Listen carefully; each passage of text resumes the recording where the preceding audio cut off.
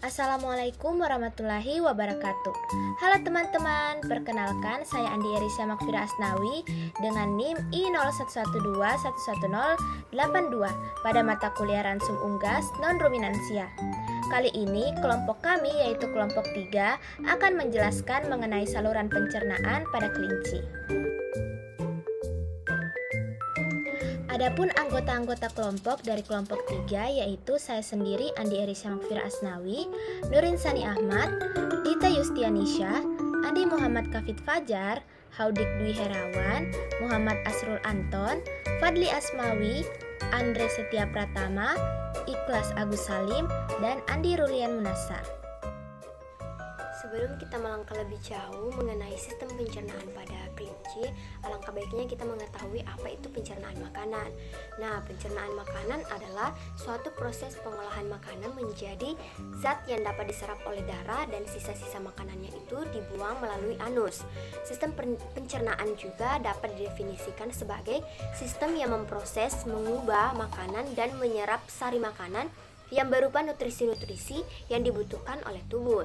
Sistem pencernaan ini juga akan memecah molekul makanan yang kompleks menjadi molekul yang sederhana dengan bantuan enzim sehingga mudah dicerna oleh tubuh.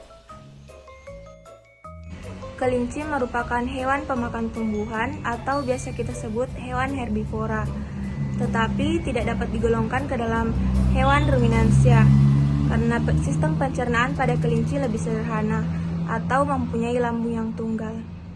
Oleh karena itu, kelinci mempunyai kemampuan yang kurang baik dalam mencerna serat kasar, tetapi memiliki kemampuan yang baik dalam mencerna protein. Mulai dari mulut.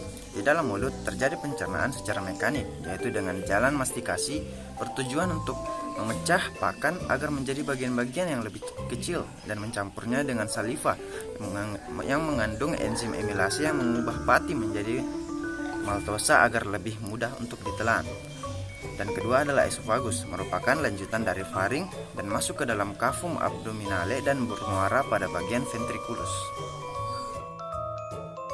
Baik, yang ketiga adalah lambung kelinci, disebut juga dengan ventriculus, yang terdiri dari 3 bagian, yaitu bagian awal adalah kardia, bagian tengah adalah fundus, bagian akhir atau pilorus. Ventriculus berfungsi sebagai tempat penyimpanan pakan dan tempat terjadinya proses pencernaan di mana dinding lambung mensekresikan getah lambung yang terdiri dari air, garam organik, mukus, HCl, pepsinogen, dan faktor interstik yang penting untuk efisiensi absorpsi vitamin B12.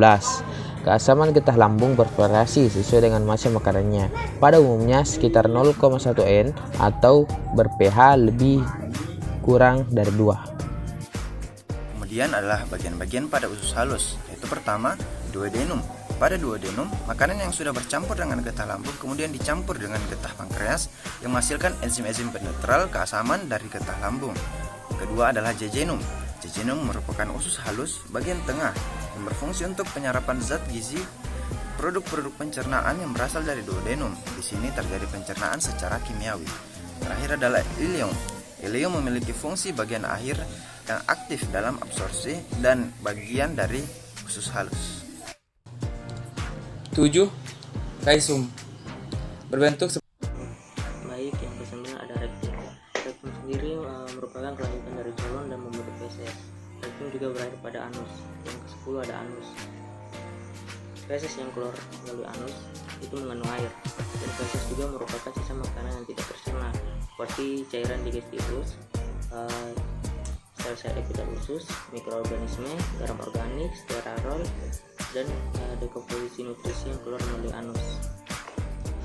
Baik, langsung saja. Singkatnya, kelinci makan dan mengunyah itu makanannya sekitar 300 kali dan memutar makanannya ke dua sisi rongga mulut dan makanan turun ke esofagus atau kerongkongan. Lalu makanan masuk ke lambung, tetapi reaksi sebenarnya bukan di sana. Lambung menyimpan makanan dan isinya disterilisasi dan dipindahkan ke usus halus. Pada usus halus, 90% protein, karbohidrat, dan gula diserap dari makanan. Kemudian bahan-bahan berserat bergerak dan diseleksi. Serat bergerak ke kolon atau usus besar, dan membentuk tinja yang keras. Sisa makanan tersebut kemudian bergerak ke caicum, lalu ke kolon dalam gerakan memutar dan membentuk bola-bola bulat dan keras. Mungkin sekian. Terima kasih.